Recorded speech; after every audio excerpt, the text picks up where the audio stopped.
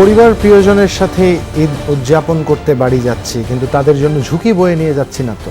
এই প্রশ্নের উত্তর যদি আপনার কাছে থাকে তবে ভালো, কিন্তু গণমাধ্যমে, সামাজিক যোগাযোগ মাধ্যমে যেই ছবিগুলো দেখতে পাচ্ছি তা কোনোভাবেই আমাদের স্বস্তি দিচ্ছে না। দেশে নতুন করে পার্শ্ববর্তী রাষ্ট্র ভারতের যে ভেরিয়েন্ট, সেই ভেরিয়েন্টের উপস্থিতি খুঁজে পাওয়া গেছে। আর ঠিক এই সময় আমাদের এমন আচরণ, জানি না ঠিক কোথায় যেয়ে দাঁড়াবো, তবে আপনাদের প্রত্যেকের কাছে অনুরোধ, দয়া করে একটু বাড়তি করে সচেতন হবেন, নতুবা এই সংকটকালীন সময় আরও ভয়াবহ রূপ ধারণ করতে পারে। এর মধ্যে যদি কোনো কোভিড কিংবা নন কোভিড স্বাস্থ্য জিজ্ঞাসা জন্মে, আমরা তো আছি আপনার জন্য। করোনা হেল্প ডেস্ক প্রতি শনি থেকে বৃহস্পতি রাত 9টায় আয়োজিত হচ্ছে। আপনাদের স্বাস্থ্য জিজ্ঞাসার উত্তরই আমরা দিতে চাই, যার জন্য প্রতিদিনের মতো আজ আমাদের সাথে আছেন অধ্যাপক ডাক্তার এস এম মোস্তফা জামান, মেডিসিন ও হৃদরোগ বিশেষজ্ঞ, কর্মরত রয়েছেন বঙ্গবন্ধু শেখ মুজিব মেডিকেল বিশ্ববিদ্যালয়ে। আছেন ডাক্তার শারমিন আব্বাসী, যিনি সহযোগী অধ্যাপক হিসেবে দায়িত্ব পালন করছেন প্রসূতি ও স্ত্রীরোগ বিভাগে আনোয়ার খান মডার্ন মেডিকেল কলেজ ও হাসপাতালে। এছাড়া অল্প সময়ের মধ্যে আমাদের সাথে যুক্ত হবেন ডাক্তার আবু সাইদ শিমুল, যিনি শিশুরোগ বিশেষজ্ঞ হিসেবে কর্মরত রয়েছেন মুগদা মেডিকেল কলেজ হাসপাতালের। আপনাদের সাথে পুরো আয়োজন জুড়ে আছি আমি জুলহাস জুবায়ের। করোনায় দেশে আরও 56 জনের মৃত্যু হয়েছে। এছাড়া 24 ঘন্টায় 1386 জনের শরীরে নতুন করে শনাক্ত হয়েছে ভাইরাসের উপস্থিতি। স্বাস্থ্য অধিদপ্তরের তথ্য মতে নমুনা পরীক্ষা করা হয়েছে 16,915 জনের। পরীক্ষার অনুপাতে শনাক্তের হার 8.19%। এ পর্যন্ত মোট শনাক্ত রোগীর সংখ্যা 7,73,513 জন। করোনায় মোট মৃত্যু হয়েছে 11,934 জনের। 24 ঘন্টায় সুস্থ হয়েছেন 3,329 জন। মৃত 56 জনের মধ্যে 38 জন পুরুষ, বাকি 18 জন নারী।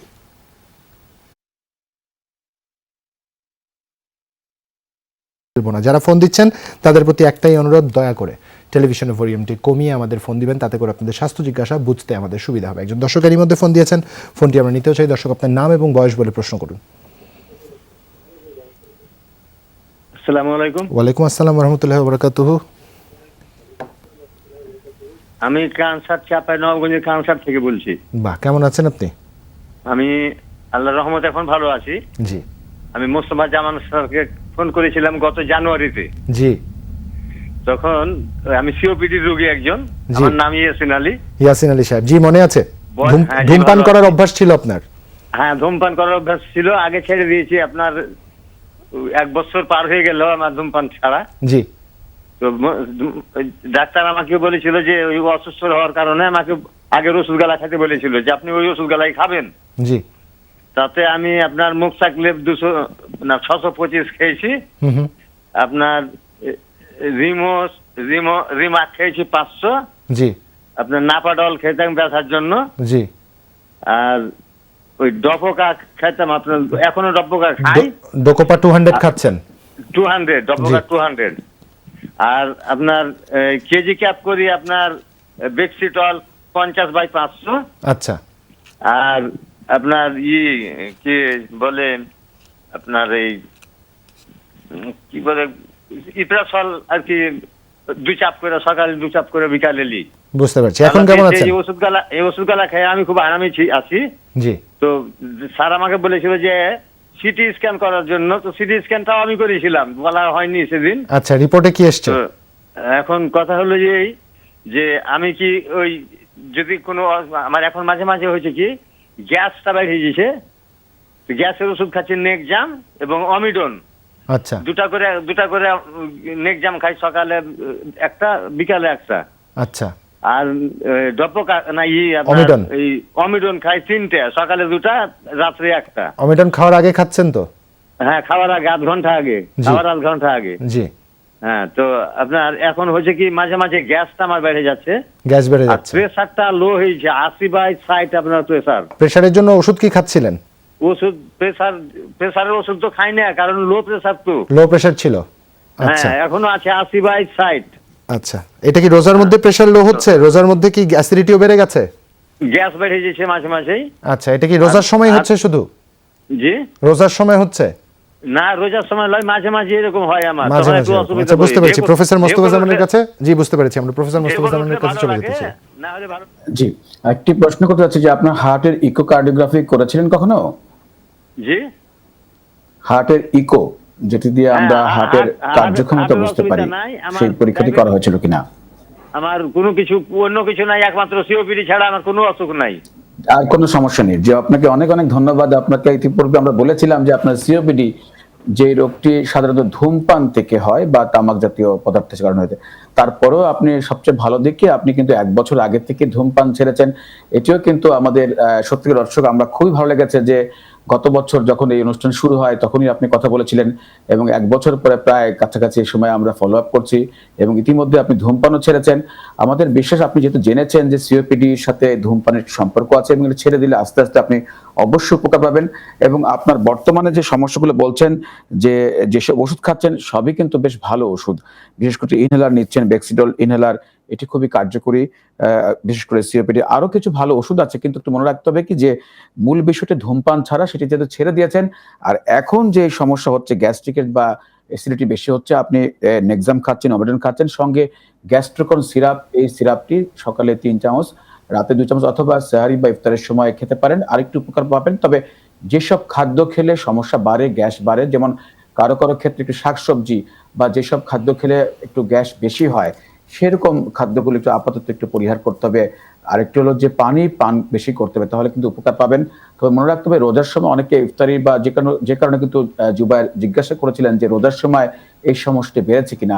তবে মনে রাখবেন যে এই সমস্যা হতে পারে আরেকটি বিষয়, যাদের সিওপিডি সমস্যা থাকে তাদের ভাত জাতীয় বা কার্বোহাইড্রেট বেশি খেলেও কিন্তু একটু গ্যাস হতে পারে। যে কারণেই হোক না কেন আমাদের বিশ্বাস আপনি আস্তে আস্তে উপকার পাচ্ছেন এবং আপনি যেহেতু নিয়ম মেনে চলছেন, ধূমপান পর্যন্ত ছেড়ে দিয়েছেন, যেটি অনেকদিন আপনি একসময় মানে ধূমপান করেছেন কিন্তু এখন 1 বছর পর্যন্ত ছেড়ে দিয়েছেন, এটি আমাদেরকে সত্যি আশঙ্কা করছে। এবং আপনার মতো যারা এই সিওপিডি রোগে ভুগছেন বাংলাদেশের বিভিন্ন জায়গায়, তাদের প্রতি আমাদের বিনীত অনুরোধ যে আপনারা ধূমপান ছেড়ে দিন, কিন্তু আপনার রোগ, ফুসফুসের রোগ যেমন কমে যাবে, একই সাথে হার্টের রোগ সহ পেটের পীড়া, গ্যাস, এটার সাথেও কিন্তু ধূমপানের সম্পর্ক আছে। এই সব কিছু সমস্যা কিন্তু আপনি শুধুমাত্র ধূমপান পরিত্যাগ করার মাধ্যমে কিন্তু আপনি অর্জন করতে পারবেন। আপনার প্রতি শুভকামনা রইল, আপনি যে ওষুধগুলো খাচ্ছেন সঙ্গে একটু হাঁটাহাঁটি করবেন, বেশি পানি পান করবেন, সঙ্গে অন্যান্য খাদ্যবিধি বা স্বাস্থ্যবিধি যেগুলো আছে সবসময় বলছি বিশেষ করে সেগুলো মেনে চলবেন। আর আপনার জন্য শুভকামনা, বিশেষ করে যে আপনি ধূমপান ছেড়েছেন, আর ইনহেলারটি ব্যবহার করবেন, আর গ্যাসের জন্য গ্যাস্ট্রোকন সিরাপ যেটি বললাম, আর বাকি ওষুধ আপনার সবই চলবে। আপনার জন্য শুভকামনা রইল। ধন্যবাদ প্রফেসর মোস্তফা জামান। আরেকজন দর্শক আছেন আমাদের সাথে। দর্শক, আপনার নাম এবং বয়স বলে প্রশ্ন করুন। আমার নাম তমা, আমি চট্টগ্রাম থেকে বলছি। জি তমা, বলুন। জি আসলে ভাই, আমার গত ফেব্রুয়ারিতে মানে 5 মান্থের বেবি ছিল, মিসক্যারেজ হয়ে গেছে। ওহো, আজকে প্রায় 1 বছর হলো যে এর মধ্যে আমি কোনো কনসিভ করি নাই। আচ্ছা আমি টেস্ট করাইছি, নেগেটিভ আসছে। তো আমি পিরিয়ড হওয়ার জন্য গত 3 দিন ধরে নরমাল ওষুধটা খাচ্ছিলাম। তো ওটা খাওয়ার পর পেটটা হালকা একটু ব্যথা করতে হয়। এটি কোনো সমস্যা নরমেস হবে? কতদিন খেয়েছেন? জি নরমেস কতদিন খেয়েছেন? 3 দিন। 3 দিন। ডাক্তারের পরামর্শ ছিল 3 দিন খাওয়ার জন্য, নাকি নিজ থেকে খেয়েছেন 3 দিন? আসলে আমি তো ডাক্তারের পরামর্শ নিতে পারি নাই, আমি বাসি খাওয়ার জন্য খাইছিলাম। আচ্ছা, বুঝতে পেরেছি, নিজের সিদ্ধান্ত নিয়ে খেয়েছেন। জি জি, মানে সেক্ষেত্রে আপনার আগে যখন বাচ্চা মিসক্যারেজ হলো তখন কি কারণ জানা গেছে কেন মিসক্যারেজ হলো? ডাক্তার কিছু বলেছিলেন? না না, ওরকম কোনো কারণই বলে নাই। আমার হঠাৎ করে পেটে ব্যথা হয়েছে রাতে। আচ্ছা আমি তখনই ডেলিভারি হয়েছে। আচ্ছা, বুঝতে পেরেছি। ছিল। আপনার কি ব্লাড প্রেশারের সমস্যা আছে? না না না। ব্লাড সুগারের সমস্যা? না। থাইরয়েড হরমোন জনিত কোনো সমস্যা? আমি হরমোন সমস্যা ছিল, আবার আমার পিওসি মানে ওভারিয়ান একটা সমস্যা জি, ছিল। পিসিওএস। জি জি। জি, বুঝতে পেরেছি। ডাক্তার শারমিন আব্বাসী।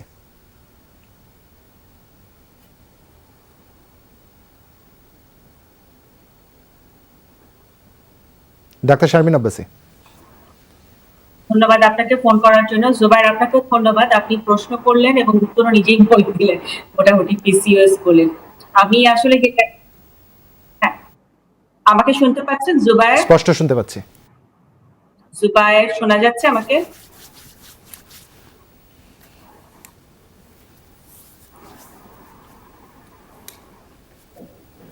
আচ্ছা, এখানে আমি যেটা বলবো যে উনি আসলে যে জায়গাটি আমাদেরকে বললেন সেটি হচ্ছে যে প্রবলেম যে জায়গাটিতে ওনার হচ্ছে সেটি হচ্ছে মিসক্যারেজ হয়ে গেছে। এখন মিসক্যারেজের কারণ কি এটা আসলে আমাদেরকে খুঁজতে হবে নেক্সট প্রেগন্যান্সি চেষ্টা করার আগে। যেমন যে প্রশ্নগুলো আপনি করলেন, আমি বলবো যে লাস্ট 6 মান্থস এগুলো করা আছে কিনা। কারণ এখন যখন আমরা প্রেগনেন্সির প্ল্যানটা করব সেখানে আমাদেরকে দেখতে হবে লাস্ট 6 মান্থসের মধ্যে ওনার থাইরয়েড হরমোন, ওনার ব্লাড সুগার লেভেল, ওনার আলট্রাসোনোগ্রাফি এগুলো নর্মাল আছে কিনা। যদি নর্মাল না থাকে সেটা ট্রিটমেন্ট দিয়ে আমাদেরকে রেডি করে পরবর্তী প্রেগনেন্সি ট্রাই করতে হবে। এবং এর সাথে সাথে আমরা বলি যখন একটা মিসক্যারেজ হয় হাজবেন্ডের রিপোর্টটা আমাদের কাছে খুব ইম্পর্টেন্ট। সেক্ষেত্রে হাজবেন্ডের থাইরয়েড হরমোন ডিসঅর্ডার আছে কিনা সেই জন্য সেরকম টিএসএইচ লেভেলটা দেখা এবং হচ্ছে হাজবেন্ডের ব্লাড সুগার লেভেলটা দেখা। এবং আরেকটি বড় ইম্পর্টেন্ট জিনিস যেটা আমাদের মেয়েরা হয়তো প্রিকনসেপশনাল কাউন্সেলিং এ যখন আসে প্রেগনেন্সি প্ল্যানে ওই সময় করা হয় না, কিন্তু এখন করতে হবে, সেটা হচ্ছে টর্চ ইনফেকশন আছে কিনা, অর্থাৎ এক ধরনের ভাইরাল ইনফেকশন যেটা কিন্তু প্রেগনেন্সি লসের জন্য এক ধরনের কারণ হতে পারে। আর আপনি যেটি বললেন যে প্রসেসে আপনার অ্যাবর্শন হয়েছে, এটার কিন্তু আরেকটা কারণ হতে পারে যে জরায়ুর মুখটা দুর্বল হয়ে যায় অনেক সময়। সেটা যদি দুর্বল হয়ে যায় তখন কিন্তু অনেকের এভাবে করে অ্যাবর্শন হয়ে যায়। আমি এখন আপনাকে অ্যাডভাইস করবো, আপনি নর্মালস খেয়েছেন, খাওয়ার পর ব্লিডিং হবে, এরপর প্রেগনেন্সি ট্রাই করতে হবে। যদি আপনি ট্রাই করার পর 3 মাস ট্রাই করেন, যদি প্রেগনেন্সি না হয় তাহলে সেক্ষেত্রে আমরা বলবো যে যেহেতু আপনার পিসিও আছে ওভুলেশন ইনডিউসিং কিছু ওষুধ দিতে হবে। এটা মাসিকের 3য় দিন থেকে শুরু করতে হয়, 5 দিন খেতে হয় আমাদের। তো ওষুধ খাওয়ার পরও যদি প্রেগনেন্সি না হয় তখন হয়তো ইনজেকশন দেওয়ার প্রয়োজন হতে পারে। আর আপনি যদি ওভারওয়েট হয়ে থাকেন তাহলে তো একটু ওয়েট কমাতে হবে, কিন্তু ওভারওয়েট না হলেও ডায়েট কন্ট্রোল করতে হবে। এবং এখানে যেটি করতে হবে প্রচুর পরিমাণে প্রোটিন, সবজি এবং হচ্ছে ফ্রুটস এটা খেতে হবে। ক্যালসিয়ামের জন্য 1 গ্লাস দুধ খেতে হবে ঠিক মতো। এবং সবচেয়ে বড় বিষয় যেটি চিন্তামুক্ত ভাবে আসলে প্রেগনেন্সি ট্রাইটা করতে হবে। তো সেক্ষেত্রে কোনো প্রবলেম হবে বলে আমি মনে করি না। এবং যখনই প্রেগনেন্সি পজিটিভ হবে অর্থাৎ মিস পিরিয়ড হবে কোনো রকম বিলম্ব না করে কিন্তু চিকিৎসকের সঙ্গে যোগাযোগ করতে হবে। কারণ এবারকার প্রেগনেন্সিতে আমরা একটু আগে থেকে কিছু হরমোনাল সাপোর্ট শুরু করবো যেন আগের মতো এই প্রেগনেন্সিটা কোনো কারণে অ্যাবর্শন না হয়।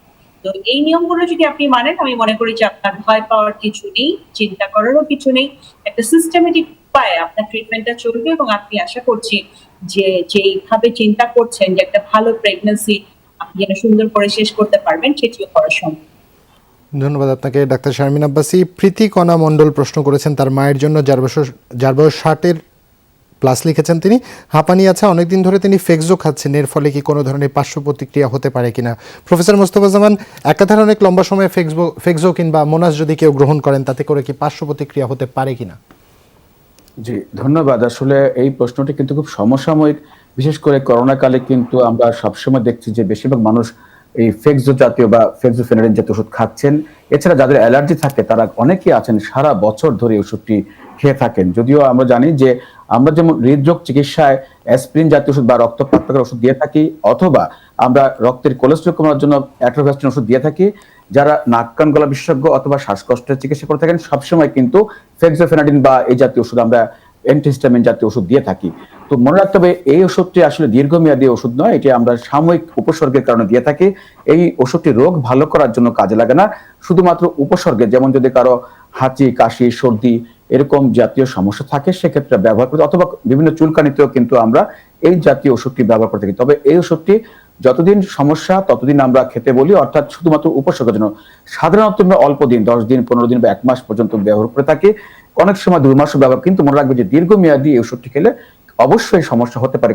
কারণ মনে রাখবেন প্রত্যেকটি ওষুধের ভালো দিক যেমন আছে অবশ্যই পার্শ্ব প্রতিক্রিয়াও আছে। কিন্তু দীর্ঘমেয়াদী ভালো করতে গেলে আমরা মন্টেলিউকাস যে ওষুধটি আপনি বলছিলেন এই জাতীয় ওষুধটি বেশি নিরাপদ, এই ওষুধটি বেশি। কিন্তু দুটির দুই রকম কাজ। মন্টেলিউকাস হলো বাধাদানকারী ওষুধ, অর্থাৎ তার সমস্যা যাতে নতুন করে না হয়, একবার ভালো হয়ে গেছে যাতে আবার না আসে ফিরে, সেই কারণে মন্টেলিউকাস জাতীয় ওষুধ ব্যবহার করা হয়। এই ওষুধটি বেশি নিরাপদ। আর ফেক্সোফেনাডিন জাতীয় ওষুধটি আমরা সাময়িকভাবে ব্যবহার করি, এটি সব সময় খেতে বলি না। সুতরাং এই বিষয়টি মনে রাখতে হবে যে আপনি মাঝে মাঝে খেয়ে আবার বাদ দিতে পারেন ভালো হলে, আবার যদি কখনো সমস্যা হয় তখন আপনি চিকিৎসকের পরামর্শ নিয়ে আবার গ্রহণ করতে পারেন। তবে এক নাগারে দীর্ঘমেয়াদী ওষুধ সেবন করা উচিত নয়। ধন্যবাদ প্রফেসর মোস্তফা জামান। অনেকজন দর্শক আছেন আমাদের সাথে। দর্শক, আপনার নাম এবং বয়স বলে প্রশ্ন করুন। জি দর্শক, শুনতে পাচ্ছি কিন্তু খুব আস্তে শুনতে পাচ্ছি আপনাকে। জি বলুন। বলছি যে আমার বয়স হলো 34 বছর। কি নাম আপা আপনার? হ্যাঁ, কি নাম আপনার? ঝুমা। ঝুমা আপা, বলুন। ঝুমা। জি, 34 বছর বয়স, কি হয়েছে আপা? তো হ্যাঁ 34 না 34? হ্যাঁ সেই 34ই বলেছি, বলুন কি হয়েছে? মাসিকের সমস্যা। আচ্ছা, অনিয়মিত? অনিয়মিত। কতদিন ধরে? এমনি বছর 2 বছর হয়ে যাচ্ছে। আচ্ছা, সন্তান কয়জন আপনার? একটা ছেলে। একটা ছেলে। আপনার ওজন কত? 75 কেজি। 75 কেজি। আচ্ছা, এর মধ্যে কোনো রক্ত পরীক্ষা করা হয়েছিল? না, এর মধ্যে রক্ত পরীক্ষা করা হয়নি। কোনো আমার রক্ত পরীক্ষা? ডায়াবেটিস আছে। ডায়াবেটিস আছে আপনার? হ্যাঁ। নিয়ন্ত্রিত? হ্যাঁ, নিয়ন্ত্রিত কত মাত্রা কি থাকে? এই কন্ট্রোলে নাই, না কন্ট্রোলে নাই। ডায়াবেটিস 13 খাওয়ার পরে 13-14 হয়ে যায়। খাওয়ার পরে 13-14 হয়ে যায়? হ্যাঁ। ভয়ানক ব্যাপার। আচ্ছা, আমরা একটু ডাক্তার শারমিন আব্বাসীর কাছে যেতে চাই। ডাক্তার শারমিন আব্বাসী,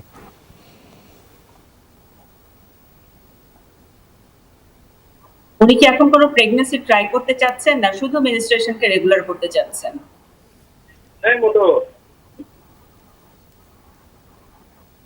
ডায়াবেটিস হয় না।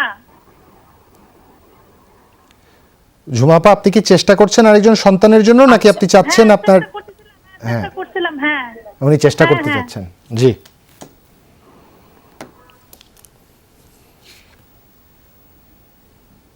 আচ্ছা, আমরা তো ওনার কমপ্লেন গুলো শুনলাম। আসলে এখানে অনেকগুলো জায়গায় কিন্তু সমস্যা আছে। তার মধ্যে একটি হচ্ছে যে মাসিক ইরেগুলার, এটাকে রেগুলার করতে হবে। দ্বিতীয় হচ্ছে ডায়াবেটিস একেবারেই কন্ট্রোলে নেই। এই ধরনের ডায়াবেটিস, ব্লাড সুগার লেভেল নিয়ে যদি আমরা কোনো কারণে প্রেগন্যান্সি নিয়েও ফেলতে পারি, সেক্ষেত্রে কিন্তু সুস্থ বাচ্চা হওয়াটা প্রবলেম। বিরতির পরে আরও একবার স্বাগত। দেখছেন করোনা হেল্প ডেস্ক, জুলহা জুবাইর আপনাদের সাথে আছি। যে যেখানেই আছেন, নিয়মিত বিরতিতে জীবাণুনাশক দিয়ে হাত জীবাণুমুক্ত করার কথা মনে করে দিতেছি। আর এরই মধ্যে আমাদের শিশু বিশেষজ্ঞ ডাক্তার আবু সাইদ শিমুল যুক্ত হয়েছেন। তার কাছে আপনাদের প্রশ্ন থাকলে নিশ্চয়ই আপনারা করতে পারেন। ডাক্তার আবু সাইদ শিমুল, আপনাকে স্বাগত। আপনার অপেক্ষায় ছিলাম, অনেকেই প্রশ্ন করছেন আপনার কাছে, সেই প্রশ্নের উত্তর আপনার কাছ থেকে নিব। তবে তার আগে ডাক্তার শারমিন আব্বাসী, আমরা হাফওয়ে থ্রুতে একটা উত্তরে ছিলাম, আমরা শেষ করতে চাই।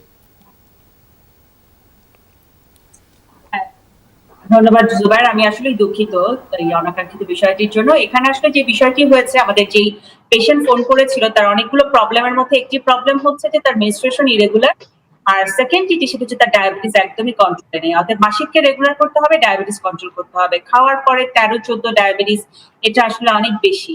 আমি ওনাকে যেটি বলবো সেটি হচ্ছে যে উনি ওভারওয়েটও আছেন, অর্থাৎ ওয়েটটাকেও কমাতে হবে। উনি যদি প্রেগন্যান্সি ট্রাই করতে চান, ওনার জন্য মোটামুটি অপটিমাম ওয়েট হচ্ছে 60 থেকে 65 কেজি। অতএব সেই জায়গাটিতে ওনাকে দেখতে হবে যে ওয়েট কিভাবে কমানো যায়। আমরা বলবো যে 1 ঘন্টা হাঁটতে হবে, ঘরের ভেতরে লকডাউনের মধ্যে হাঁটতে হবে, বা ফ্রি হ্যান্ড এক্সারসাইজ করতে হবে, এবং খাবারের মধ্যে কার্বোহাইড্রেট রেস্ট্রিক্ট করে প্রোটিনটা বেশি খেতে হবে, এবং তার সাথে হচ্ছে ভিটামিন সি যুক্ত খাবার খেতে হবে। অতএব এভাবে যদি আপনি আপনার ওয়েটটা কমাতে পারেন, ওয়েট কমলে কিন্তু আপনার ব্লাড সুগার লেভেলটাও কমবে, এবং তখন মেনস্ট্রুয়েশনও রেগুলার হবে, প্রেগন্যান্সি হওয়া সহজ। আর এক্ষেত্রে কিন্তু আপনাকে একটু জানিয়ে রাখি যে প্রেগন্যান্সি যখন আপনি নেওয়ার জন্য একদম ফাইনাল প্ল্যানটি করবেন, খাওয়ার আগে ব্লাড সুগার লেভেল 5 এবং খাওয়ার 2 ঘন্টা পরে ব্লাড সুগার লেভেল 7 এর মধ্যে থাকতে হবে। এর বেশি যদি হয় তাহলে কিন্তু প্রেগন্যান্সি হলো অ্যাবর্শন হয়ে যাবে, অথবা জন্মগত ত্রুটি সম্পন্ন বাচ্চা হওয়ার সম্ভাবনা অনেক বেশি। অতএব সেই জায়গাগুলোকে যদি আমরা বন্ধ রাখতে চাই, তাহলে কিন্তু আমাদেরকে ব্লাড সুগার লেভেল কন্ট্রোল করা ছাড়া কোনো উপায় নেই। এবং হিমোগ্লোবিন A1C বলে একটা ব্লাড সুগার লেভেল আমরা দেখি যে কত মাসগুলোতে আপনার ব্লাড সুগার কন্ট্রোলে ছিল কিনা, সেই লেভেলটা আমরা বলি যে 6.1 এর নিচে যদি থাকতে পারে বা 6.1 এর মধ্যে যদি থাকতে পারে, সেটা কিন্তু ভালো প্রেগন্যান্সির প্ল্যানের মধ্যে। কারণ পুরো পৃথিবী জুড়ে অনেক গবেষণা আছে, হিমোগ্লোবিন A1C যার যত বেশি, তার জন্মগত ত্রুটি সম্পন্ন বাচ্চা হওয়ার সম্ভাবনা তত গুণ বেশি। অতএব সেই জায়গায় যেহেতু আপনি আগে থেকে প্ল্যান করছেন, তাই ওয়েট কমান, ব্লাড সুগারকে কন্ট্রোল করেন, খাবার দাবারটাকে একটু ডায়েট কন্ট্রোলের মধ্যে আনেন, ঘরের মধ্যে একটু ফ্রি হ্যান্ড এক্সারসাইজ শুরু করেন, এতে করে মেনস্ট্রুয়েশন আপনার রেগুলার হবে। আর যদি মেনস্ট্রুয়েশন আপনার রেগুলার করতে সময় লেগে যায় এবং এই জায়গাগুলোতে ওয়েট কমাতে সময় লেগে যায়, তাহলে 3 মাস কিন্তু আপনি ওরাল পিলে থাকতে পারেন। ওরাল পিল যেগুলো বডি ওয়েটকে বাড়ায় না, যেমন ডেজোলন, নোভেনন লাইট, এগুলো রাতে করে খেতে পারেন। প্রতি রাতে একটি করে যদি শুরু করেন, মাসিকের 3য় দিন থেকে টানা 3 মাস যদি আপনি খান নির্দিষ্ট নিয়মে, তাতে করে কিন্তু একদিকে মেনস্ট্রুয়েশন রেগুলার হলো, আরেকদিকে কিন্তু আপনি বাকি সময় ব্লাড সুগার লেভেলকেও কন্ট্রোল করলেন এবং আপনার বডি ওয়েটটাকেও কন্ট্রোল করলেন। তো এই নিয়মগুলো যদি আপনি মানেন, আপনার জন্য খুব সহজ হবে প্রেগন্যান্সি নেওয়া। আর এর মধ্যে একটু হাজবেন্ডকে ইভালুয়েশন করে নেবেন যে ওনার ডায়াবেটিস, থাইরয়েড হরমোন এগুলোর কোনো প্রবলেম আছে কিনা। যদি না থাকে আলহামদুলিল্লাহ ভালো, এরপরে ট্রাই করাটা খুব একটা কঠিন কিছু হবে না। ধন্যবাদ ডাক্তার শারমিন আব্বাসী। ডাক্তার আবু সাইদ শিমুল, আপনার যদি মনে থাকে, অ্যাডভোকেট তাপস রাহা, যিনি আমাদের নিয়মিতভাবেই প্রশ্ন লেখেন, স্বাস্থ্য জিজ্ঞাসা জানতে চান, তার সন্তানের জন্য লিখছেন আমাদের 9 মাস 10 দিন, তার বয়স, নাম তুর্য, সে বুকের দুধের পাশাপাশি সামান্য ভাত কাঁচকলা দিয়ে চটকিয়ে দিলে খেয়ে থাকে। মাঝে একদিন লাল শাক দিয়ে ভাত খেয়েছে 2-3 দিন আগে, তখন থেকে তিনি তার ভাষা লিখেছেন ছাবা ছাবা পায়খানা হচ্ছে, হজম পরিপূর্ণ হচ্ছে না, মাঝে মাঝে মলদার দিয়ে পানি আসে, কি করণীয় তার? ডাক্তার আবু সাইদ শিমুল। আমরা এই অনুষ্ঠানে বলেছি যে আসলে পায়খানার কনসিস্টেন্সি কেমন, কালার কেমন, এটা দিয়ে আসলে ডায়রিয়া আমরা বলি না। আমরা বলি মোটামুটি একটা বড় পরিমাণ, 1 কাপের পরিমাণ যদি মল যদি সে দিনে 5 থেকে 6 বার সে ত্যাগ করে, তাহলে সেটা ডায়রিয়া। কিংবা এমন কিছু হচ্ছে যে সে দুর্বল হয়ে পড়ছে, সে পানি শূন্যতা দেখা দিচ্ছে। পানি শূন্যতা কিভাবে বুঝবেন? পানি শূন্যতা বুঝবেন চোখ ভেতর দিকে ঢুকে যাওয়া, অনবরত কান্না করা, জিহ্বা শুকিয়ে যাওয়া, পেটের চামড়া আমরা বলি লুজ হয়ে যাওয়া এবং প্রস্রাব কমে যাওয়া। যে 24 ঘন্টায় 5 বার বা তার বেশি প্রস্রাব করার কথা ছিল, তাই সেটা কমে গিয়েছে কিনা। এছাড়া আমি বলবো যে লাল শাকের সাথে কিন্তু এটার একদমই কোনো সম্পর্ক নেই। আমরা বলে থাকি এই শাকটা যখন রান্না করেছিলেন বা ধুয়েছিলেন, ঠিকমতো ধুয়েছিলেন কিনা, যিনি রান্না করেছিলেন তিনি পরিষ্কার পরিচ্ছন্নতা মেনটেন করেছিলেন কিনা, সেটা কিন্তু ইম্পর্টেন্ট। লাল শাক কিন্তু বাচ্চাদের জন্য খুবই ভালো। সুতরাং এটা নিয়ে আসলে একদমই দুশ্চিন্তা করবেন না। আপনি এখন যেটা করতে পারেন, জিঙ্ক অথবা নিট বিভিন্ন সিরাপ রয়েছে, এই সিরাপটা 1 চামচ করে প্রতিদিন 1 বার 10 দিন একটু খাইয়ে যান। আর যেভাবে খাওয়াচ্ছিলেন সেটা খাবেন, বুকের দুধ খাওয়াবেন, ফর্মুলা মিল্ক যদি খাইয়ে থাকেন সেটা বন্ধ করে দিন। দেখবেন যে কয়েকদিনের মধ্যে এটা আবার সম্পূর্ণ আবার আগের মতোই হয়ে যাবে। ধন্যবাদ আপনাকে ডাক্তার আবু সাইদ শিমুল। আমরা একটু প্রফেসর মোস্তফা জামানের কাছে যেতে চাই। প্রফেসর মোস্তফা জামান, প্রসঙ্গটা যদিও ডাক্তার শারমিন আব্বাসীর কাছে জানতে চাইতাম, তবু আপনার কাছে একটু জানতে চাই বিস্তারিত, কারণ এখানে শ্বাসকষ্টজনিত একটি সমস্যা আছে, তাই আপনার কাছ থেকে বিস্তারিত শুনবো। নাইম প্রশ্ন করেছে তার স্ত্রীর জন্য, যিনি অন্তঃসত্ত্বা, 3 মাস সময়কাল চলছে, গত 2 মাস ধরে তার হঠাৎ করে থেকে শ্বাসকষ্ট হচ্ছে, এটা ছাড়া কোনো সমস্যা নেই, এর মধ্যে তার কোনো জ্বর আসেনি, কাশি ছিল না, কি করণীয় আছে তার জন্য একটু আমাদের জানাবেন। একই সাথে আরেকজন প্রশ্ন করেছেন পূর্ণেন্দু কুমার রয়, কফ বা অ্যাজথমার চিকিৎসা হিসেবে তিনি বেক্সিটল ইনহেলার রাতে 2 পাফ এবং মন্টেয়ার 10 ট্যাবলেট খাচ্ছেন, তার কোনো শ্বাসকষ্ট নেই, নিয়মিত 45 মিনিট তিনি হাঁটেন। তার প্রশ্ন, এই ওষুধগুলো কতদিন ব্যবহার করবেন, বিশেষ করে ইনহেলারটি কি সবসময় ব্যবহার করতে হবে কিনা? তার অ্যাজমার সমস্যা ছিল না, তার বয়স 64 বছর। জি ধন্যবাদ। আসলে যার বয়স 64 বছর, তার যদি একটু প্রশ্নটি আমরা আগে উত্তর দিচ্ছি, যদি আগে কখনো অ্যাজমা বা হাঁপানির সমস্যা না থাকে, তাহলে কিন্তু সবসময় আমরা বেক্সিটল ব্যবহার করতে আমরা মানে বলি না। তবে মনে রাখতে হবে, যদি ধূমপান জনিত কারণে, যেটি আমরা বলে থাকি সিওপিডি, যেটি কিন্তু সেটিও তো শ্বাসকষ্ট হয়, কিন্তু অ্যাজমার শ্বাসকষ্ট আর সিওপিডির শ্বাসকষ্ট কিছুটা ভিন্নতর। অ্যাজমাতে কোনো পার্মানেন্ট কোনো ড্যামেজ হয় না ফুসফুসের, কিন্তু সিওপিডিতে তার ফুসফুসের যে ইউনিটগুলো আছে সেখানে কিন্তু পার্মানেন্ট ড্যামেজ হয় এবং সেটি প্রোগ্রেসিভ, দিন দিনকে এটা বাড়তে থাকে। তো অ্যাজমার চিকিৎসায় যেরকম আমরা বলে থাকি যে ফুসফুসে এই বেক্সিটল ইনহেলার ব্যবহার করতে থাকি, মন্টিলুকাস ব্যবহার করে থাকি, কিন্তু সিওপিডির যেহেতু ভালো কোনো ইনহেলার আছে, কিন্তু এটি কিন্তু সরাসরি কাজ করে না, এটি একটু পরোক্ষভাবে কাজ করে। তবে সিওপিডির জন্য আরো ভালো কিছু ইনহেলার ব্যবহার আছে এবং দেশের বাইরেও বেশ আছে, আমাদের দেশেও আরো নতুন নতুন অনেক ইনহেলার আছে। তবে এই মুহূর্তে বলতে, আর যদি আগে থেকে কখনো হাঁপানি বা অ্যাজমার কোনো সমস্যা না থেকে থাকে, তার সেকেন্ডারি প্রিভেনশন, অর্থাৎ তার যাতে ভবিষ্যতে শ্বাসকষ্ট না হয়, সে কারণে আমরা সাময়িকভাবে ব্যবহার করতে বলি, কিন্তু এর মানে এই না যে সবসময় তিনি এটা ব্যবহার করবেন। তবে মন্টিলুকাস ওষুধটিও কিন্তু আমরা অ্যাজমার জন্য ব্যবহার করে থাকি, সিওপিডিতে এটি অল্প কাজ করে। অনেক সময় দেখা যায় অ্যাজমা বা সিওপিডি ওভারল্যাপিং থাকে, অর্থাৎ দুটিই কিন্তু একসাথে থাকে, সেক্ষেত্রে কিন্তু এটি আসলে কোনটি ডমিনেন্ট বা কোনটির জন্য তার শ্বাসকষ্ট হচ্ছে সেটি কিন্তু অনেক সময় কঠিন হয়ে পড়ে। তবে যেহেতু আমরা বলছি শীতকালের সাথে অথবা ধুলোবালির সাথে অ্যাজমার সাথে সম্পর্ক থাকে, সেই কারণে আমাদের দেশে এই পারিপার্শ্বিকতা, যেসব কারণে তার এই ঠান্ডা ধুলোবালির কারণে যেগুলো সমস্যা বাড়ে, সেগুলো আমরা অ্যাভয়েড করতে বলি। যেসব খাদ্যের সাথে সমস্যা, সেগুলো অ্যাভয়েড করতে পারি। আর একটি ব্যাপার, যে প্রশ্ন করেছেন কতদিন ব্যবহার করবেন, যদি দেখেন যে আমরা এটি ব্যবহার ছাড়া তিনি ভালো থাকেন অন্যান্য ওষুধের মাধ্যমে, তাহলে এটা আমরা বাদ দিতে পারি।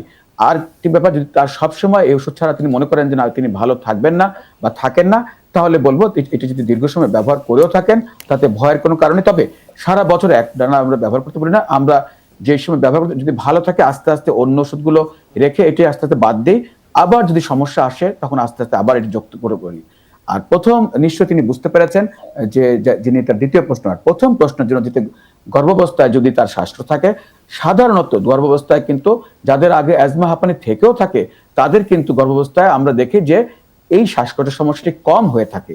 তবে যদি অ্যালার্জি বা অ্যাজমার সাথে সম্পর্ক থাকে, কিন্তু যদি দেখা যায় যে তার এই আগে অ্যাজমা অ্যালার্জি সমস্যা ছিল না, নতুন করে তার শ্বাসকষ্ট হয়েছে, সেটি কিন্তু অ্যাজমা বা হাঁপানি এটির জন্য না হয়ে অন্যান্য কোনো কারণ হতে পারে। সেটি হতে পারে যেমন পারিপার্শ্বিকতার জন্য হতে পারে, অথবা একটা স্ট্রেস থেকে হয়। আমরা অনেক সময় পাই যে যেহেতু তার শরীরে পানির পরিমাণ বাড়ছে, তার সন্তান বড় হচ্ছে, ওজন বাড়ছে, অনেক সময় দেখা দুশ্চিন্তার কারণ হতে পারে।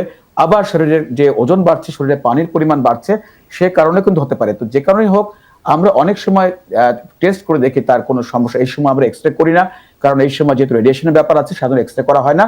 তবে অন্যান্য কিছু পরীক্ষা, যেমন অনেকে বলতে পারে না তার বংশে বা পরিবারে অ্যালার্জি সমস্যা ছিল কিনা, সেটি একটু আমরা দেখতে থাকি। সিরাম আইজি পরীক্ষাটি করবেন, সঙ্গে একটু ঠান্ডা ধুলবালির থেকে, অথবা যদি রান্নাঘরে যে ধুলোবালি থাকে অথবা ধোয়া থাকে সে কারণে অনেক সময় হতে পারে, সেগুলো একটু এড়িয়ে চলবেন। ঘরের যে ধুলাবালি আছে, কাপড় চোপড়ে ধুলাবালি, সেগুলোতে দূরে থাকবেন। তারপরে একটু অবজার্ভ করবেন আসলে কিসের থেকে হচ্ছে, ঠান্ডা পানি থেকে হচ্ছে, গোসল করার সময় যদি ঠান্ডা পানি ব্যবহার করেন, সবকিছু মিলে যদি দেখেন যে না কোনো কারণ খুঁজে পাওয়া যাচ্ছে না, সেক্ষেত্রে আমরা একটি ইকোকার্ডিওগ্রাফি করে দেখতে পারি যে হার্টের কোনো বিষয় আছে কিনা। সাধারণত আমরা হার্টের কোনো সমস্যা পাই না, তারপরেও কিন্তু মাঝে মাঝে পাওয়া যায়। আগে হয়তো কোনো সময় ধরা পড়েনি, কিন্তু এই প্রেগনেন্সির সময় তার সমস্যা নতুন করে বাড়তে পারে। সেই জন্য হঠাৎ করে কোনো ইনসিডেন্টাল কোনো সমস্যা আছে কিনা সেই পরীক্ষাটা করি। আর হিমোগ্লোবিন মাত্রাটি কিন্তু অনেক সময় কার্যকর। দেখা যায় যে তার অন্যান্য কিছু ভালো আছে, কিন্তু হিমোগ্লোবিনের কারণ তার কোনো কারণে কমে গেছে। এই সব কারণ, ছোটখাটো বিষয়গুলো আমরা পারিপার্শ্বিকতার সাথে এই পরীক্ষা করে আমরা যদি দেখি যে কোনো কারণ খুঁজে পাওয়া যায়, সেগুলো চিকিৎসা করবো। আর যদি ইনহেলার ব্যবহার করে তিনি উপকার পান, এই সময় ইনহেলার ব্যবহার করা একেবারে নিরাপদ এবং মানে গর্ভস্থ শিশুরও কোনো ক্ষতি হয় না। সুতরাং যদি ইনহেলার ব্যবহার করে তিনি আরাম পান, উপকার পান, সেটিও কিন্তু ব্যবহার করে দেখতে পারেন তার কোনো সমস্যা আছে কিনা বা তিনি উপকার পান কিনা। ধন্যবাদ। ধন্যবাদ আপনাকে প্রফেসর মোস্তফা জামান। ডাক্তার শারমিন আব্বাসী, শিলা আহমেদ একটি প্রশ্ন করেছেন, আপনাকে ফরওয়ার্ড করেছি প্রশ্নটির উত্তর আমরা নিব, তবে তার আগে একজন দর্শকও আছেন, সেই ফোনটি আমরা নিতে চাই। দর্শক, আপনার নাম এবং বয়স বলে প্রশ্ন করুন। হ্যালো, আমি আনন্দ বিশ্বাস, আমার মিসেসের জন্য আমি ফোন করেছিলাম। নিশ্চয়ই। রাখি বিশ্বাস, বয়স 29। জি, কি হয়েছে আপনার? ওনার 5 মাস প্রেগনেন্ট, টুইন বেবি। আচ্ছা, এটা অ্যানোমালি স্ক্যান করিয়েছি আজকেই। জি। এখন ডাক্তার দেখাতে পারি নাই। এখানে একটি সমস্যা দেখা যাচ্ছে যে ইউরিনারি সিস্টেমে রেনাল পেলভেসিস আরটি, রাইটে লিখতে 4.2 mm আর লেফটে 5.2 mm। আচ্ছা, এটা কি খুব সমস্যা এবং কি করতে পারি? আচ্ছা, বুঝতে পেরেছি। এটা কমেন্টে ছিল, তাই তো? হ্যাঁ হ্যাঁ, বুঝতে পেরেছি। ডাক্তার শারমিন আব্বাসী, আপনার যদি আর কিছু জানবার থাকে।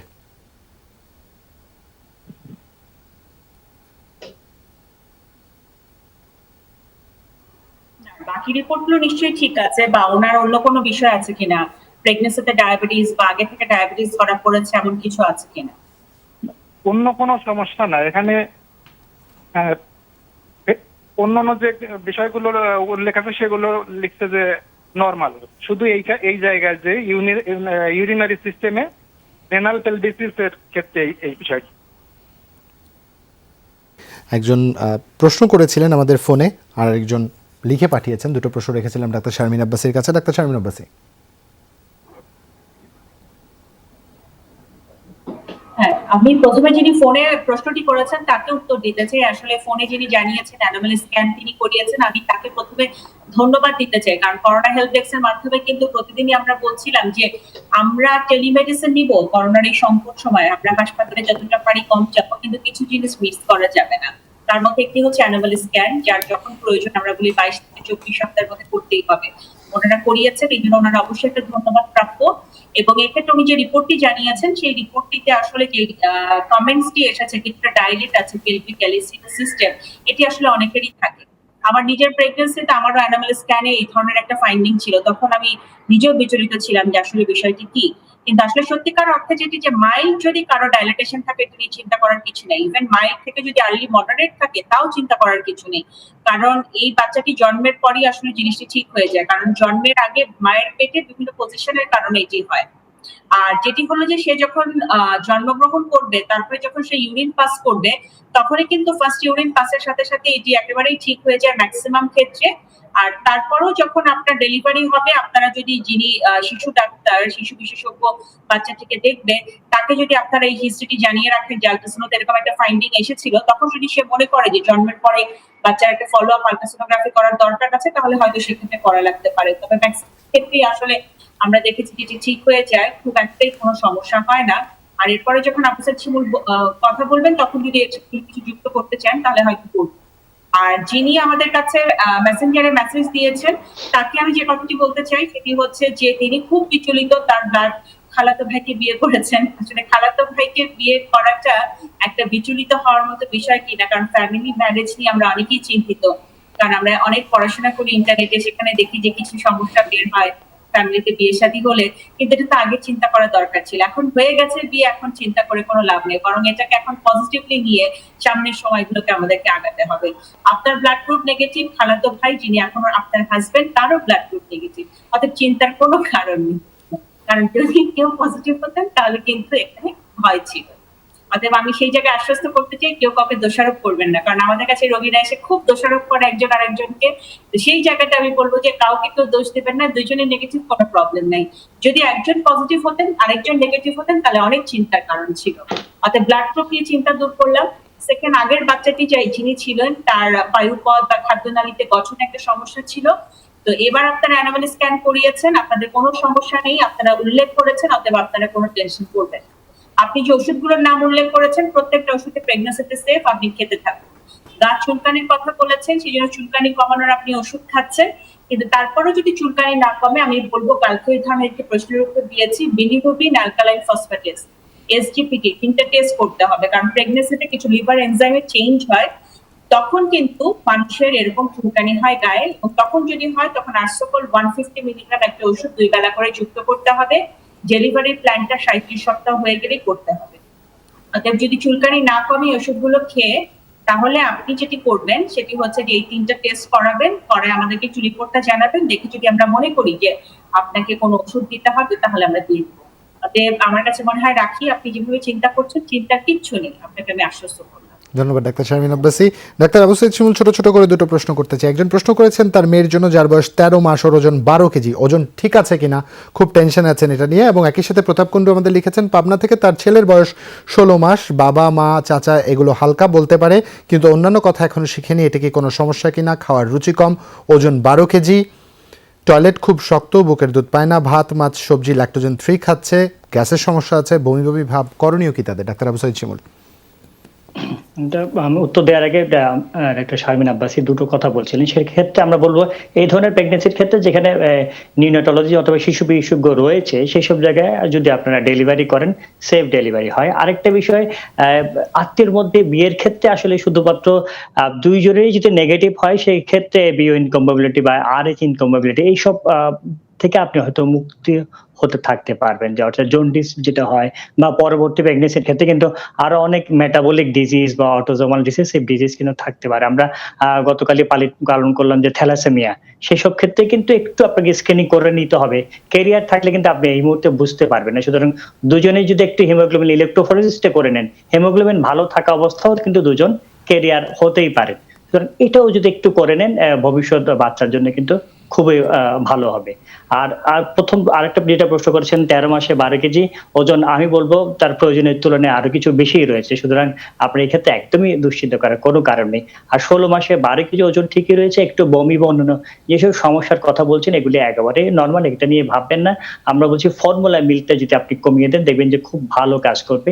এর ক্ষেত্রে বমি বা অন্য সমস্যাগুলো যদি থেকেই যায়, সেক্ষেত্রে 5-7 দিনের জন্য আপনি ওমিডন এই সিরাপটা হাফ চামচ করে 3 বার দিবেন। আর বাকি যে সমস্যাগুলো বললাম সেগুলো নিয়ে একদমই দুশ্চিন্তা করবেন না। ধন্যবাদ ডাক্তার আবু সাইদ শিমুল। প্রফেসর মোস্তফা জামান নাজমুন নাহার প্রশ্ন করেছেন, বয়স 36, তার কৃমির খুব সমস্যা, অ্যালবেন্ডিয়াস ওষুধ খেয়েছেন, তাতে কোনো কাজ হয়নি, তার মলদারের পাশে 3 থেকে 4টি গোটার মতো হয়েছে, অনেক চুলকায়, এই অবস্থায় তার করণীয় কি? প্রফেসর মোস্তফা জামান। ধন্যবাদ। আসলে সাধারণত কৃমির সমস্যা বাচ্চাদের বেশি দেখা যায়, তবে বয়স্কলেও কিন্তু হতে পারে। তবে আমরা জানি যে কৃমির জন্য আপনি যেটা অ্যালবেন্ডিয়াস খেয়েছেন তারপরেও আরেকটি ওষুধ খেতে পারেন, সেটি হলো মেবেন্ডাজল 100 মিলিগ্রাম, সকালে একটি রাতে একটি, পরপর 3 দিন খেতে পারেন। এবং পরিবারের সবাই কিন্তু একসাথে কৃমির ওষুধ খেলে ভালো হয়। তবে একটি বিষয় কি, কৃমি ছাড়াও অন্য কারণে কিন্তু মলদ্বারে চুলকানি হতে পারে। সেক্ষেত্রে আমরা বলবো যে কোনো চর্মরোগ আছে, ইতিমধ্যে বলেছেন গোটা আছে, সুতরাং সেটি একটা আমাদের দেখতে হবে যে চর্মরোগের কারণে, এবং অনেক সময় ছত্রাক হয়ে থাকে, সেটি আমরা নিশ্চিত করতে হবে। যে আসলে আরেকটি বিষয়, অনেক সময় নানা ধরনের অ্যানাল ফিশার বা পায়ুপথের কিছু সমস্যা হয়ে থাকে, এগুলো কিন্তু আমরা একটি কলোনোস্কোপি করলে জানতে পারি সেখানে যে সার্জিক্যাল কোনো সমস্যা আছে কিনা। ডায়াবেটিস থাকলেও চুলকানি হতে পারে। তবে অনেক সময় আমরা দেখি যে একটু পরিষ্কার পরিচ্ছন্নতা আমরা মেনটেন করতে বলি, কিন্তু পায়ুপথে বা মলদ্বারে পরিষ্কার পরিচ্ছন্ন রাখা খুবই কঠিন কাজ। বিশেষ করে আমরা কিন্তু সাবান, স্যাভলন এগুলো ব্যবহার করতে নিষেধ করি, এটি কিন্তু আরো সমস্যা বাড়াতে পারে। সুতরাং পরিষ্কার পরিচ্ছন্নতা করবেন, কিন্তু তার স্কিন বা চর্মরোগের কোনো সমস্যা আছে কিনা, যেহেতু গোটা আছেন বলে সেটিও নিশ্চিত করবেন।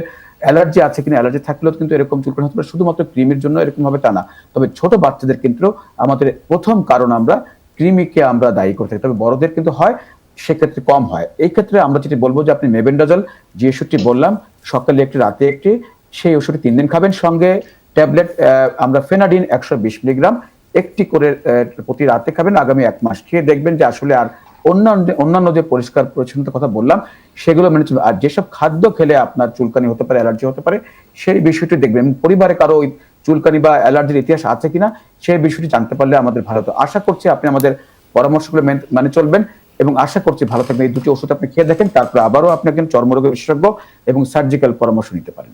ধন্যবাদ আপনাকে। আমাদের কাছে আর খুব বেশি সময় নেই, ছোট ছোট করে দুটো প্রশ্ন করতে চাই। জয়িতা চক্রবর্তী লিখছেন 5 মাসের অন্তঃসত্ত্বা তিনি। তার শারমিন আব্বাসের কাছে প্রশ্ন, চেক আপের সময় ডাক্তার তাকে ইউএসজি, সিভিসি, ইউরিন, আরিক এই টেস্টগুলো দিয়েছিল, এখন কোভিডের জন্য যেতে পারছেন, এগুলো ঈদের পরে করালে কোনো সমস্যা হবে কিনা, নাকি এখনই করানোটা সেফ? চেক আপ করেছেন তিনি 27 মার্চ, তার 1.5 মাস পর টেস্টের চেক আপ করাতে যেতে বলেছিল, টেস্ট করে চেক আপ করাতে যেতে বলেছিল, তিনি করতে পারেননি। এখন করবেন না ঈদের পরে করবেন? ডাক্তার শারমিন আব্বাস।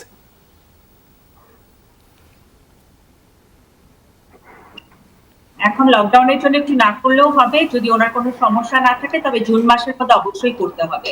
আর কিছু মা আছেন যাদের আসলে ইমার্জেন্সি করতেই হয়, তাদের ক্ষেত্রে বলবো যারা হাসপাতালে আমরা যেতে মানা করছি বা সেফ মনে করছেন না, আমাদের কিন্তু অনেক জায়গায় আছে হোম সার্ভিস, বাসায় এসে ব্লাডটি টেনে নিয়ে যায়। যদি ইমার্জেন্সি কারো করতে হয় সেই পদ্ধতিতেও কিন্তু অনেকে করতে পারে। ধন্যবাদ আপনাকে ডাক্তার শারমিন আব্বাসী। ডাক্তার আবু সাঈদ শিমুল, খুব কঠিন একটি সমস্যা পেয়েছি। সাব্বির হোসেন মিনহাজ একটি প্রশ্ন করেছেন, সালাম জানিয়েছেন আমাকে, আপনাদের সবাইকে সালাম দিয়েছেন। তিনি বলেছেন তার বয়স 16 কিন্তু তার সবগুলো চুল পেকে যাচ্ছে, বিশাল সংশয়ের সংকটের মধ্যে আছেন তিনি। ডাক্তার আবু সাঈদ শিমুল। আসলে এটা অনেক কারণে হতে পারে, আমরা বলছি হরমোন জনিত কারণে হতে পারে, ভিটামিনের কারণে হতে পারে, আবার দুশ্চিন্তার কারণে হতে পারে। এই মুহূর্তে যেটা আমরা যেটা সামনাসামনি তাকে দেখছি না, দুশ্চিন্তা মুক্ত থাকবেন, ঘুম ঠিক মতো যাবেন, আমরা বলি রাত জাগবেন না এবং পুষ্টিকর খাবার খাবেন, ভিটামিন ই সমৃদ্ধ খাবার খেতে পারেন, ই ক্যাপসুল পাওয়া যায় কিংবা এই ধরনের ট্যাবলেটও পাওয়া যায়, সেটা একটু গ্রহণ করুন। আর হরমোনের সমস্যা বা অন্য কোনো সমস্যা আছে কিনা সেজন্য পরবর্তীতে একজন আমরা বলি স্কিন স্পেশালিস্টের কাছে যদি যান, উনি আপনাকে দেখে ভালোভাবে এক্ষেত্রে পরামর্শ দেবে। দুশ্চিন্তা করবেন না, এটা কিন্তু আপনার শরীরের অন্য অঙ্গকে কিন্তু ক্ষতি করবে না, সুতরাং এটা নিয়ে একদমই টেনশন করবেন। ধন্যবাদ প্রফেসর মোস্তফা জামান। 20 সেকেন্ড সময় আছে আমাদের। বাড়ি যারা যাচ্ছে প্রিয়জনের জন্য ঝুঁকি বয়ে নিয়ে যাচ্ছে কিনা?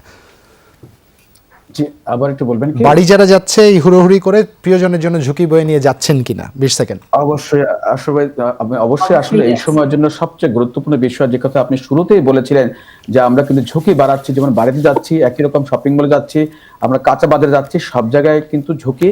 এবং যেহেতু ভারতীয় ভ্যারিয়েন্টও এসেছে, ভারতীয় ভ্যারিয়েন্ট আগে থেকে হয়তো ছিল, ধরা পড়েছে পরে আমাদের ধারণা, কিন্তু এই মুহূর্তে যদি তৃতীয় ওয়েভ আমরা যে মহাতরঙ্গ, আমরা তৃতীয় মহাতরঙ্গ যদি ঠেকাতে চাই, এই মুহূর্তে স্বাস্থ্যবিধির কোনো বিকল্প নেই। এই মুহূর্তে জনসংখ্যা দূরে থাকবেন এবং কাঁচা বাজার সহ অন্যান্য শপিং মল, ঈদের বাজার, সব জায়গাতে আপনারা এই ঝুঁকিমুক্ত রাখতে হলে জনসংখ্যা দূরে থাকতে হবে। ধন্যবাদ প্রফেসর মোস্তফা জামান, ধন্যবাদ ডাক্তার শারমিন আব্বাসী আর ডাক্তার আবু সাঈদ শিমুল, আপনাকেও ধন্যবাদ। দর্শক, আজ এখানেই বিদায় নিচ্ছি। সবার প্রতি একটাই অনুরোধ, আপনারা অনেকেই আজ ধর্মপ্রাণ মুসলমান যারা রয়েছেন ইবাদত করবেন, শবে কদরের রাত হিসাবে সৃষ্টিকর্তার কাছে প্রার্থনা করবেন, অনুগ্রহ প্রার্থনা করবেন, বিশ্বব্যাপী সকলের জন্য শান্তি প্রার্থনা করুন, সকলের জন্য এই মহামারী থেকে যত তাড়াতাড়ি সম্ভব মুক্তি কামনা করুন। তা যেই হোক, আপনার প্রতিবেশী রাষ্ট্র হোক, নিজের জন্য হোক, চারপাশের মানুষজনের জন্য হোক, কারণ মানবতার সবচেয়ে পরিচয়ই হচ্ছে সংকটের সময় আরেক মানুষের পাশে এসে দাঁড়ানো। আজকের মতো এখানেই বিদায় নিব। সবাই সৃষ্টিকর্তার কাছে প্রার্থনা আমাদের প্রত্যেককে স্মরণ রাখবেন। শুভরাত্রি।